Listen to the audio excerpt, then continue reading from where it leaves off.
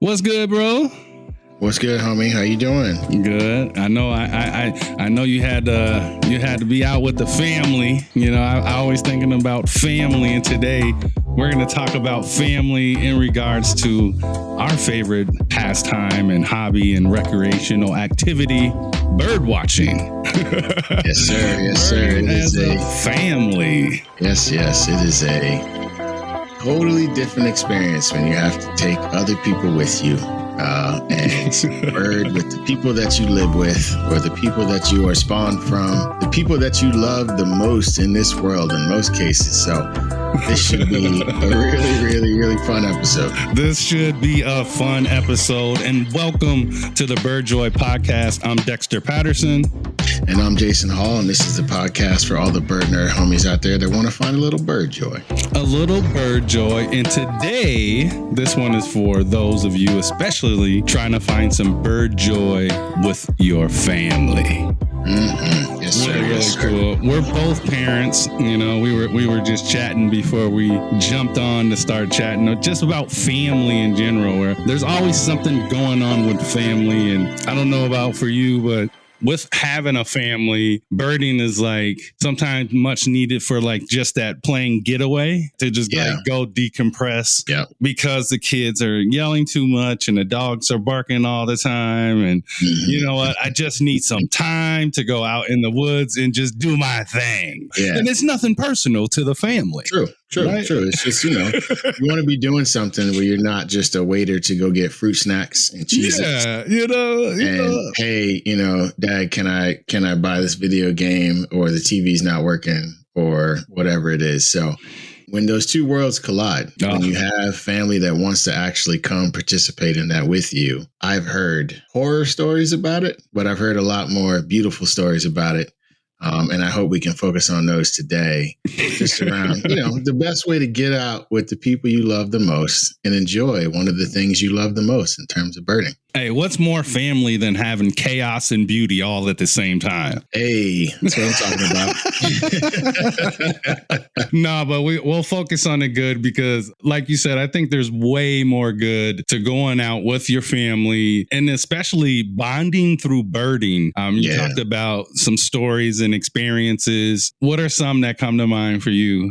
Just in regards to just the and maybe not a specific story, but just that the bonus, the benefits of bonding through birding. Yeah. It's one of my favorite stories is my daughter, when she was 7, I took her to this place near me called Peace Valley Nature Center and kind of introduced her to birding with me. Right. And, my wife came as well. This is before we had our son. And, she was dressed in a pink tutu and some purple tights and like a hoodie and like her little adventure shoes. And we were just, frolicking, really. We were frolicking through the forest. I was grossing her out by eating leaves, like messing around with her. And we had some little binoculars, and it was about this time of year, actually, and there was a ton of Eastern towhee singing. And I remember the moment that I explained to her, like, hey, when you hear that, drink your tea, that's this bird. And I showed her a picture, right? And for the rest of the outing, every time she heard it, she would repeat it, drink your tea. And she just had fun. She didn't keep a checklist. She didn't fret over not being able to identify something. We just went for a great walk in the forest, and she found a way to experience that space as herself. But to this day, she still remembers that mnemonic, right? Of drink your tea. She probably can't even tell you what bird it's from, but she remembers the experience. And that for me is enough, right? That's a positive experience. That's probably my top birding memory with my kids, at least so far. I agree with you. And for me, it was I get that question a lot, where they're like, well, how do you get kids into birding? And I think it's a great question. And what I always tell people is I allow them to be kids. Yes. Right. I don't tell them to be quiet. I don't tell them to not run. I don't tell them what's this. Like I literally try to make it as low pressure as possible and treat it as just a normal outdoor. We're outside. We're just outside. We're enjoying nature, and you're going to be a kid, and I'm going to allow you to be a kid. Yeah. And I kind of started there. And I remember when I first started going out birding, it'd be especially this time of year. I'm looking outside and it's all sunny, and I'm like, yeah, you know, we start getting out more. And the kids notice that, like, hey, you know, you're kind of going out a lot. Like, where are you going? You know, this must be mind your business. Mind your business. This is grown folks' business. Grown folks exploring here. Yeah. But then that curiosity of them just kind of like, what's Dad up to? I use that curiosity to my advantage. Kids are so curious, which I love. Yeah.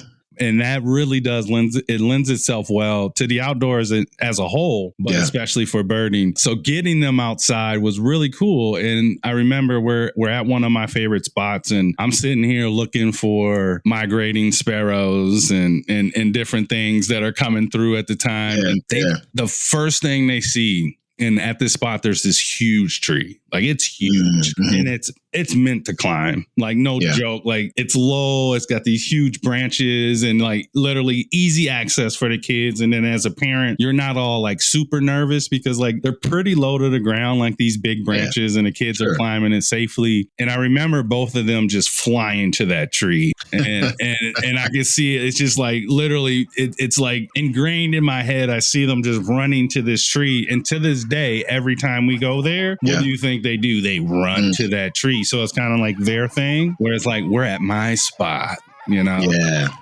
That's your thing, you know, that's your thing. And that's what I do. Like, literally, that is my strategy, is I let them be kids, and along the way, they may ask, Dad, what you looking at? Yeah. And I'll tell them, and I'll explain it, and very similar to you, where you're talking about what you did with your daughter and you taught her the song.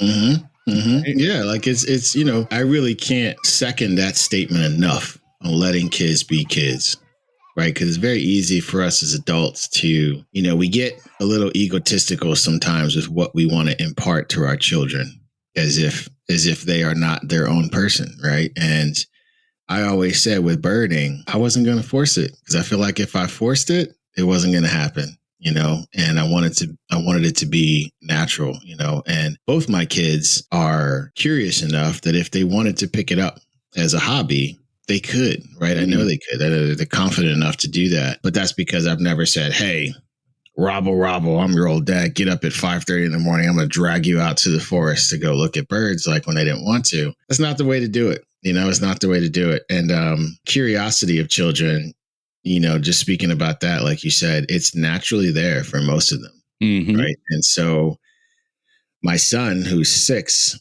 he's more interested in running and hiding from me in the forest, which is terrifying. For a variety of reasons. For a variety of reasons. But he's also, you know, I realize he's so much closer to the ground than I am. So he's looking at little stuff. The snail yesterday on one of our walks, and he was mesmerized. You know, he hasn't quite grasped the binoculars yet, but that's okay, because his hearing is good, you know, fortunately, and he's able to listen. But I find that letting him be the decision maker on what's important when it comes to birds, allowing him to view birds at our bird feeder outside, right? And then he'll run and tell me, like, I don't know what it is recently, but he's been obsessed with like telling me when there's mourning doves outside. And I think it's just because it's the one that he recognizes and he can remember the name of. So he's excited to tell me when it's out there, right? And recognizing that, of like letting them grasp onto that piece, you know, is really the best part of it. Yeah. I mean, I think curiosity, letting them be a kid, is great, but it doesn't always last too long, does it? Right? Like, we can't always take them on a 3-hour bird outing. No, there's some other things involved. And I love that you say, give them some sort of ownership of the experience too. What I would do is, my kids love the technology too. So I would say I showed them the Merlin app. I showed them Seek. And then I would allow them to be the ones to actually use the phone as we're out there. Ooh, I like that. So I don't use it at all. I will say, hey, can you do me a favor? I'm going to open up this app, and it actually records bird songs, and it tells you what the bird is. Can you hold on to it for me? And let me know when we see something new, or when we hear something new, tell me what the bird is. They go crazy over that. That's being in control of the Merlin app and being like, Dad, we got this now. I We love got this that. one now. We got this one now. We got this one. It turns into a whole new experience. It's like you said something about like Pokemon, like real life Yeah. Pokemon. Oh, Yeah. it now it really has a Pokemon vibe. Because then it's Yeah. like, hey, Dad, did you hear that one? Where is it? Yeah. And now Yeah. they put me into the let's go, let's find it, like on the spot. Dad, I love you gotta that. find that one. You gotta find that one. You're good at I finding love the that. birds. Let's find that one. So I'm like, let's Yeah. go and let's find it. So I'll put them in control of the Merlin app, and that has been really, really cool. Keeping their attention where it's like they are getting a little bird, even though they're running around and being kids. They don't realize that they're being educated about birds and bird behavior and songs and calls. And it's so funny because like, before you know it, they'll hear it again. And they'll say, oh, it was this, similar to drink your tea, right? Mhm. Where they are literally hearing some and knowing, oh, that's a red-winged blackbird. And I'm just cheesing. Yeah, I'm just cheesing. I'm just cheesing. Your heart is about to burst out of your chest. I get it, man. To this day, like if Maximus runs to me and tells me there's something outside at the bird feeder, like I'm always so proud. And I drop whatever I'm doing and I go look at it. I don't care if I'm in a meeting for work or whatever, like those 5 minutes of just going to check that with him means everything. Yeah. And so, but dude, I love that application of Merlin. I have never, like, that's the first time I've heard that, of allowing children to hold it and make an experience for themselves out of it, make a game out of it, right? And it's a way for them to connect. Yeah. And it's got pictures that pop up, right? Like that's really good. I'm definitely stealing that. And I certainly encourage our listeners. Merlin is free. And it's easy enough for, these kids these days, they can do so much stuff with technology that I couldn't do at that age. So they should be fine operating it. That's awesome, man. Do your kids have any favorite birds or experiences like that? They do. And it's funny because it's through Merlin where they learn new birds where they're like, oh, I never knew this one before. And then it kind of that curiosity of the kid, which I love. That's why I think it's so important to get kids early. Yeah. And get them involved with birding, because it's like they are so curious. They are the perfect birders. They really are. I went out. They're the perfect birders. And it's, you pretty much have until they're, I think, late teens to really capitalize on that and bring birding in a way that is palatable for whoever they're becoming as a person. I had a group of kids yesterday from some organizations down in Wilmington, Delaware. And we went to a place called Russian Woods Preserve to observe bird banding. Right. And it was only about 8 or 9 kids. And, I told them about the Merlin app. They all whipped out their phones, downloaded it immediately. By the end, there was just a bunch of kids walking around in the field by themselves in different spots, like holding their phones up. Yeah, man, I love to put the phone as high as they can. And they're just and you can tell, like, it was crazy, man. It was like, one part of me was thinking, well, that's really cool. Immediate application, right? And they even realized that if they were around a bunch of loud people, they needed to go walk somewhere else to do it, right? Which is, great too. Is like, yeah, get away from it. Go experience what's in that corner of the hedgerow over there. The other part that was really interesting was like, man, how different is this than what most people learned how to, how most of us learned how to bird. There wasn't always an app to throw on your phone. There was bird guides you had to, grab. And I think you and me, are just at that precipice of being able to use a lot of technology, because I think we're the first generation that kind of had the internet first as teenagers, right? Or even young kids. And so how different is it going to be 20 or 30 years from now, these young birders that start with so much technology, what are they going to do with it? Right. It's really great to think about. And it's really a testament to, the folks at Merlin and Cornell on putting this together, the fact that young kids can use it, and it's a great thing I think folks should consider when they're taking their family out. Is like, I know we say no screen time, but I think we can make some exceptions for Merlin. Yes. Yeah, people? It's engaging and it's educational. The use case, the educational side of it is like, I don't even think about it as screen time, really. I think of it as a learning tool. And it is. For kids, if you can keep their mind occupied and it can be semi-fun, you're going to get them to be able to go back.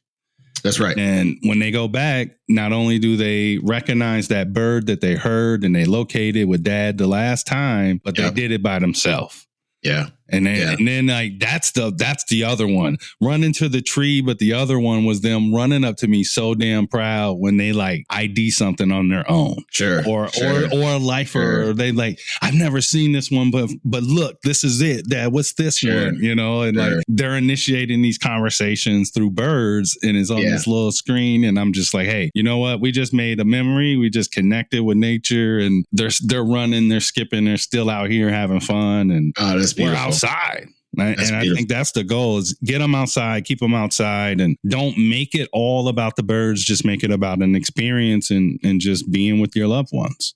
Absolutely. And it's, you know, it's a great conduit to other things, right? You may take them out to look at birds. Next thing you know, they're into the bugs, they're into the leaves, they're into figuring out, you know, what's under this rock in the stream, or, oh, if I walk across the bridge this way, the whole bridge shakes. I wonder why that is, right? Like there's just so many little things that happen to kids when they're outdoors that you kind of have to let it go. You have to let the world teach them in those situations rather than as a parent being so maybe overbearing at times that you prevent them from hearing the things that nature is trying to show them. Yeah, let them get dirty. Let them scrape themselves. Oh, I love it. Let them roll around in the grass. All that good fun stuff, man. Yeah. Climb a tree. The other thing that they're in control of is not only the Merlin app, but also the Seek app. So SEEK. And Seek, you just talked about, now you move from the birds to maybe it's a plant, maybe it's a bug, maybe it's this flower, maybe it's this tree. And the Seek app allows the kids to go around and take pictures of stuff. And then the picture, it tells them what they're looking at. And that is another one that they kind of go crazy over because they'll see something. Oh, and don't let them find something that you're not supposed to touch. That's pretty cool too. Oh, yeah, that's dangerous. You know, it comes up with a big red flag. Do not touch this. And they're like, really? Whoa, what? Why can't I touch this one? Like, and it's this whole other conversation. It's, oh man, those conversations, not only are they pure, but they're just like, wow, they're super valuable. We're outside, we're exploring, they're seeing the world, they're curious, they're getting exercise, they're connecting with people, they're connecting with the world around them. They're starting to realize that not every bug is scary. Oh, dude, don't get me started with my daughters. They're like afraid of every bug. And I was like, wait a minute, like we can't be afraid of every single bug in the world because like you and me are the same dad. I'm like, wait a minute. Are you really afraid of that little bitty thing right there? Like it's not doing anything to you and it won't do anything to you. So don't get me started on that conversation. It helps with those conversations too. I'm there. I've been working on my daughter for a long time now. She's 17 and she's at the stage now where she can take the spider in her room and put it in a cup and take it outside. And that's really all I need. I was like, we don't kill spiders in this house. We don't freak out when there's a bug. We just gently put it in a cup, slide some paper underneath, put it back outside. Put it outside. Put it outside. Give it a shot, you know? Yeah. But my son now is like, every time he has something on him that feels like maybe a bad itch or something, he's like, Dad, did I get stung by a bee? You know, so like it's like, I don't know what he's been watching on YouTube Kids that makes him think everything is like a bee sting, but yeah, it's pretty funny. And it's, to the point, it's really forming a literacy for the outdoors is what we're doing. And the interesting part, like I said, is you and I may have done it one way. People in our parents' generation may have done it a different way, and our kids are doing it a different way, and that's okay. The point is to form literacy for the kind of environment you're going to be in now. And I'll be honest, we're not going to get through what we have to get through in terms of taking care of this planet and investing in our children in the future without that kind of technology. That's actually going to be one of our biggest tools to create urgency and agency with folks to do that. So it's really beautiful. It's funny. It's, we talk about kids a lot, but there's other parts of our family that we bird with, right? So let me ask you, is your spouse a birder? Not really. No. No. It's kind of like my wife will go birding probably a few times a year. She really likes owls. So Okay. if it's like our owling events, she'll probably Awesome. pop up and show out. But she will watch the feeders and pay attention to the birds that are around the little lake by the house and stuff like that. So I guess she is a birder. She's just not a crazy birder like me. She likes birds. She likes birds because I like birds. Yeah, basically. You know what? And it's like, and I get that part of it where she's like, you know what? If you were not my husband, I probably would not be paying attention to these birds. Yep. And I'm like, okay, I get it. I get it. Yep. And I'm cool with it. Yeah. My wife is the same way, dude. And it's funny because she fought it for a long time. And she still, she doesn't, other than a couple trips that I've had her go on with me, she definitely wouldn't consider herself a birder. But she texted me the one day she was at work and somebody was like, oh, look at that robin out there on that tree. And before my wife even knew it, coming out of her mouth was, that's not a robin, that's a red-winged blackbird. Oh, see. And then she texted me and she was like, why am I like this? It's your fault. And I was like, listen, this is what happens, right? And she's correcting people. People are like, oh, look at that eagle. And she's like, no, that's a turkey vulture. Relax. So, it's flying in a V formation. Yeah. It looks like a V in the air. It's not, it's a turkey vulture.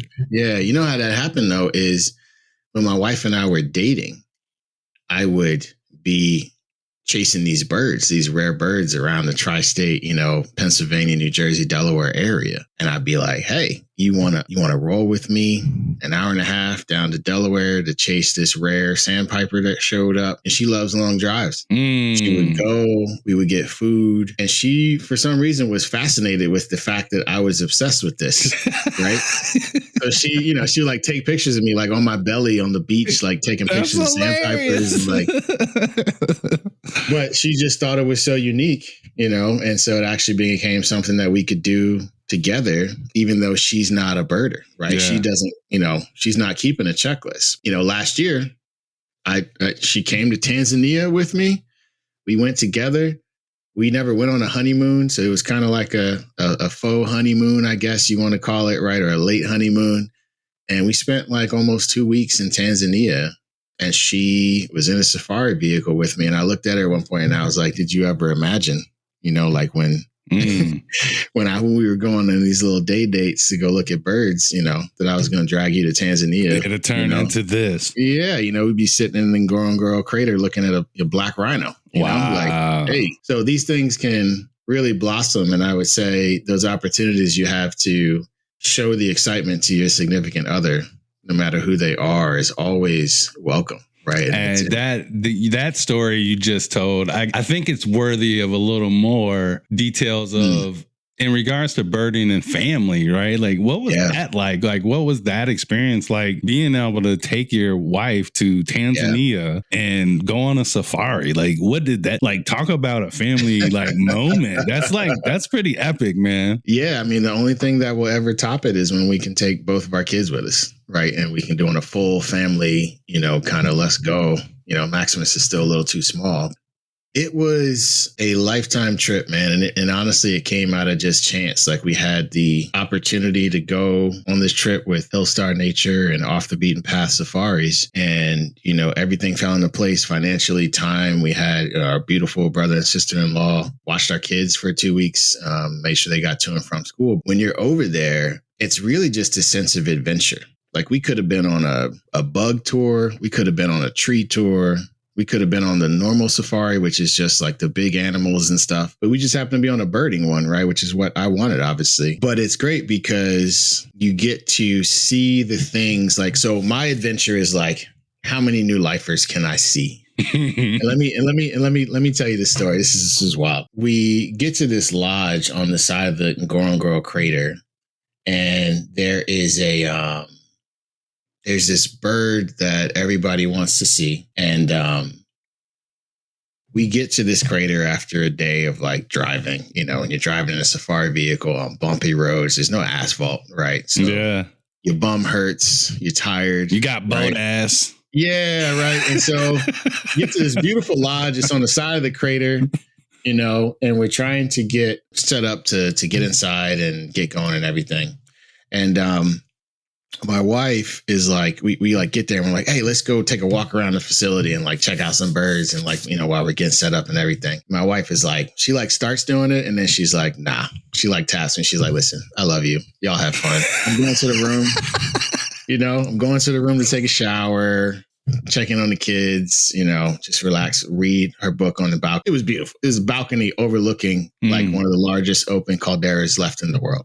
And I'm like, cool. And then like 20 minutes into our walk, she was like, hey, what's that bird you guys said that it was like your number one target around this lodge that you were looking for, that you like, have you guys found it? We're like, nah. And she sends me a picture. She saw it? Bro, the bird is sitting like on the railing right outside of our room. Right? Yeah.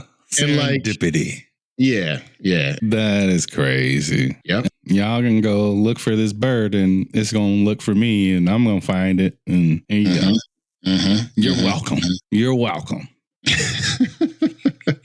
Do you, every time you sit by a window and a bird flies by, do you like do the fast? Like, what was that? Oh, yeah, absolutely. Every time, bro. I swear every time I see a shadow fly by the window, I'm like, what was that? Yeah. All right. So my wife sends me the picture of this bird, and it's Shallow's Tirico. And it's this beautiful, like pheasant looking bird with like a green head, like red eye rings. And that green head kind of pulls down into like turquoise and blue all the way down into like a purple tail. It's an absolutely gorgeous bird. And it's not small. And it's sitting right there on the railing outside of our room. So we all boogie down. We're like running through this lodge. It's like a scene from the beginning of Home Alone, trying to get there. We get there. I bust in the room with the whole squad. All the other people on the tour. Didn't know if my wife was dressed. Was anything going on? Like just busted in the room. And we went out and we like ran through the room. She's like sitting on the bed. We ran out to the patio to look. And she was like, no, it was on the other side of the room. When we go to the other side, it was like actually outside of our front door. And it was gone. It was gone. Nothing. I didn't even get a look at it for the rest of the trip. I heard them 8 million times, but she's the only one of all those people on our trip. They got a perfect look at that bird and got a cell phone picture of it. That right there was worth it for me. That she thought that was the funniest thing. And that was one of her experiences, right? That's hers. I told her, I was like, babe, that's your bird. Like, that's your bird. And nobody can take that from you. And that was your private experience with that bird and calmness because you decided to go back to the room and check your mental health and get relaxed. And that bird blessed you with his presence, So like that kind of stuff is the stuff that really I look forward to when I'm with my spouse, when we're out birding, is that she's going to find some experience, whether it's with the bird or a view or a scene or another person she meets. My wife befriends elderly people on a dime. She'll start a straight up conversation with an 87-year-old lady while we're waiting to get into a diner. That's just what she does. So that's what I really look forward to when it's out on these birding extravaganzas with my wife. That's so cool because as club leaders and people who are often leading walks, our job is try to make everything as inclusive as possible. And when I think about family and getting outside with family, it is an inclusive recreational activity. It's something you can do with your entire family, regardless, right, of experience level, age, whatever. Like it's just about getting together with people and just enjoying each other's company. I think it's something that I talk about a lot with our co-founder, Dr. Jeff Galligan and other folks where I'm like, man, this right here, like when we're all together and people are laughing and having conversations and sharing stories and lifers and different things, I find myself smiling. I find myself, right, where like in those moments, I'm like, man, this is it. This is it. This is why we do it. And I feel the same way when I get out with my family and anytime they have some type of experience where it's about them and like they made it happen, it's kind of cool. It's kind of cool. Have you, so like one of my favorite things about you, Dex, is that whole experience between you and your mom and the snowy owl. I was invested, brother. I was checking your Instagram. I I was like, yo, did Dex's mom get to see the owl today? Yeah. Did they chill? Did they have a conversation? You know, like I thought that was the greatest thing ever, man, because there was one picture you posted. Your mom just like had a smile on her face and the owl was like in the background on the pole, I think. And like, I just thought that was beautiful, man. So is that something that you and your mom do often, or was that more like just a really special experience on that one? So the thing with that snowy owl, it was something that we had been doing, and we had been driving across the state to these different areas trying to find snowy owls, which is pretty wild because like, you know, some years they'll have what they call eruption years, and we may see a bunch of them in Wisconsin. Most years we get a couple here and there. Yeah. So we have been driving to a few different places across the state trying to spot a snowy owl. A couple hours here, a couple hours there. And it's so funny because we end up eventually finding one in our county. Yeah. After traveling all over the place for all these times trying to find this dang bird. And we end up getting it in our county. And then all of a sudden, this was so random because it's in the summer. It's in August. And it's like early evening. And I'm like literally taking a nap. And I get the phone call. I'm like, hello. And my mom's whispering. And I'm like, why are you whispering? She's like, hey, I think I see a snowy owl. I'm like, why are you whispering? She said, because I think I see a snowy owl. And I said, what?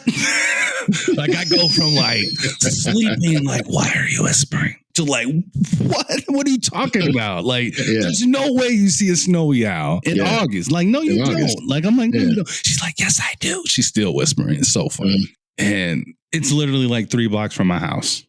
So I'm like, no, like this is not possible. Like, and she's like, yes, and she's still whispering. It's so funny. Every time we talk about this, I'm like, Mom, you whispered for 10 minutes. Like, why were you still whispering? The bird was across the street on a light pole, and she's in the parking lot, nowhere near the bird, right? Like, she's whispering still. like it just I'm like, Mom, why are you whispering? This is so funny to me. It made it that much better because I'm like, this is like super like you know, secret, low key, like I don't even want this bird to hear me talk. So I get there and I'm like, oh, it is a snowy owl. And it kind of drove the state crazy. Like people were driving from all over the place seeing it. We nicknamed him Sonny. And it's so funny. He just hung out in the neighborhood on top of the local Woodman's grocery store, the big old grocery store, and just stayed just lived there for months. And then all of a sudden it moved, and it moved literally a block from my house. And it was like hanging out in this parking lot of this bank near my home for like another month or so. And like, I would just see it. Like I would come home from work and just go by him and like go talk to him. Hey, what up, Sonny? And it's like, he knew who I was. It was so weird. Like it never like was afraid or flew away. Man. It was like, oh, there go dude. You know, I'm like waving from a distance as I walk the dog. What up, Sonny? He looking at me like I'm crazy. Talk about a family moment. That and when you mentioned like you told your wife, this is your bird. Like I always tell my mom, like Sonny was your bird. Like you found him in like a very rare find. I mean, to have a snowy owl in your area in the summer. Yeah, and stayed all through the end of August, like all the way into fall before he disappeared. But like to see him literally, it was kind of like the New York thing with their little owl, like with Flacco, where people were just like mesmerized by this animal that just decided to chill in this little suburban neighborhood for a few months. Dude, that's so dope, man. That's so dope. and that's really what I think we want people to understand is like when you take your family out birding, or it rubs off on them in any way, it creates opportunities for them to find that bird joy. And you may not even be meaning to do that all the time.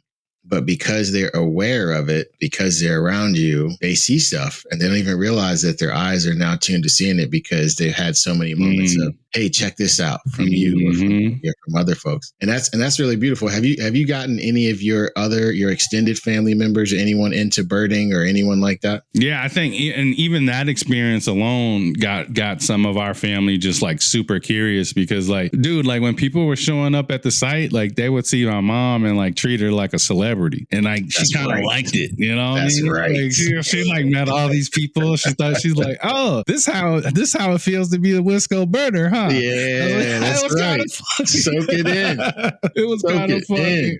But I've had like my sister will tell us about sandhill cranes in the field behind her house now. And, you know, like people are always kind of like, all my family members will be like sending me random bird pictures, and I love it. I love it. I love it so much. Right? And they know they can send me that stuff, and they'll make fun of me at the same time, and then they'll say, "Look at you! You got me paying attention to these birds now." Yeah, you know? that's right. Yeah. That's right. So I love it. I'll nerd out as much as possible if I can get anyone around me to just start to pay attention to the birds around them. That's it. Like, I don't care if you buy binoculars. I don't care if you come to events. I don't care if you, like, my job is not to convert you. My job is to get you to slowly like convert yourself. Yeah. Nah, I'm not forcing it on anybody. Like, I think us as bird nerds, as you know, and I say that affectionately, right? When we nerd out about birds and we're just ourselves, people that love us are going to take interest in that. Yeah. They're just going to be like, you know what? I love Jason. And if he loves birds that much, guess what? I might just pay attention to birds. Yeah. And they don't realize, like, maybe you don't like them as much as me. You probably know. Very few people do. That's why I say, you know. Maybe not, right? Maybe you will. But if you're just paying attention and you're sending little things, like my mom, even now with her friends, like her friends send her like bird stuff. You know? It's kind of cool. It's like this whole, and she was not a birder before, you know. She is bird royalty now. So now like her friends send her stuff like, hey, look what I saw here. And then like we were talking about it. We went on another little road trip recently, and we'll talk about that probably in a bird nerd moment of the week. We went on another little road trip. That's one thing that I noticed too, is like it became our thing. Yeah. Where like we would do some stuff and it'd be just me and my mom, and we'll just like go look for yellow-headed blackbirds. Let's go look for, you know, like I told you, the snowy owl. And this weekend we went to look for the greater prairie chicken.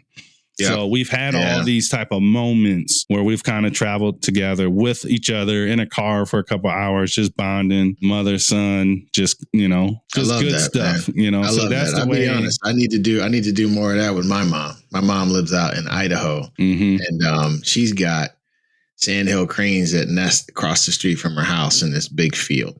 Right. My first ever golden eagle was standing in the front of her ranch, looking up in this canyon. This big old sucker just came flying through. My first lazuli bunting was at my mom's ranch. Like, you know, so she'll like text me like these different pictures of birds and be like, what is this? Hey, did you see lazuli bunting in freaking like New York? No, it's not surprising. We had one in Philly on the river last winter. I'm pretty sure it was somewhere in New York. I was like, whoa, it's on the ABA rare bird alert. I was like, wild, whoa, they're wild. It should like not really be there. Cool. Yeah. But it's, you know, it's there. Like my mom, my grandma. Yeah. Most recently, my sister and her daughter in Southern California are like, they like call me every weekend, Dex.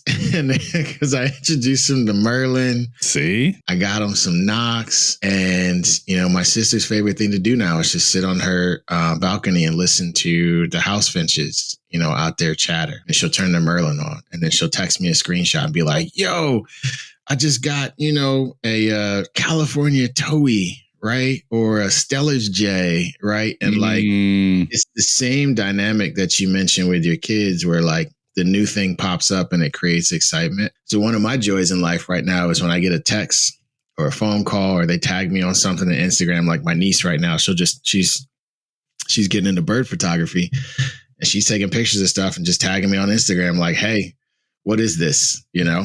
And it's fun for me, right? It's because it's like, it reminds me of like the journey that is always out there ahead of all of us, right? Like we said, there's like 10,000 plus species of birds on the planet. Yeah. So that experience of seeing something new and trying to figure out what it is and then knowing what it is and then just being in total delight on the fact that you had a moment with that bird species is really great. Love it. We could probably talk for hours around birding with family and friends and stuff, but it's it is a treat at all times. And I would tell people, like, if you have the opportunity to do it, do it.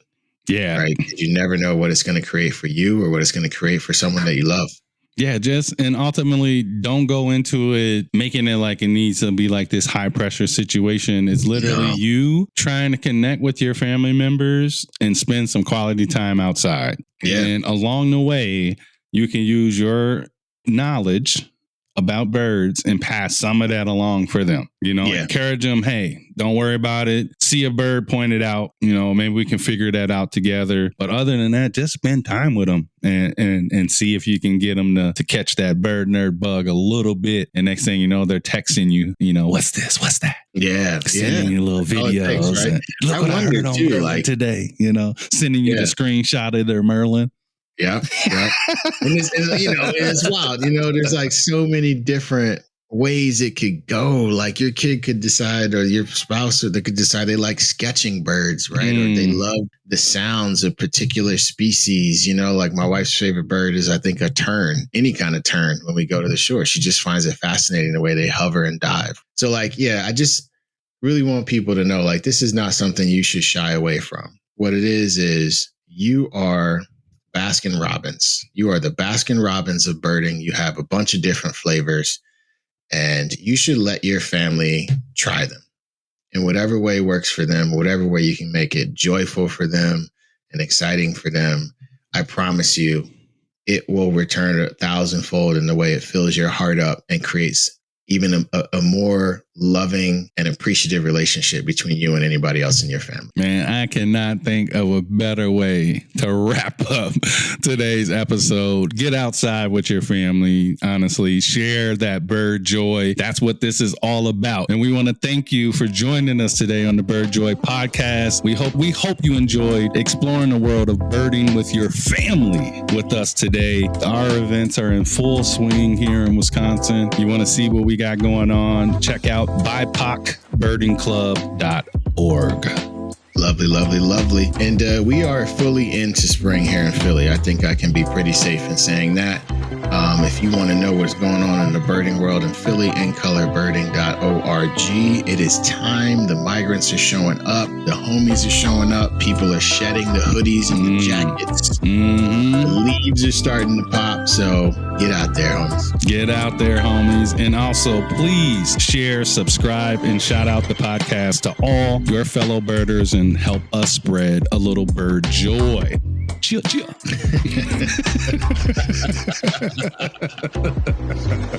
That's right. Spread a little bird joy. All right, homie. I'll talk to you on the next one. Yes, sir. All right.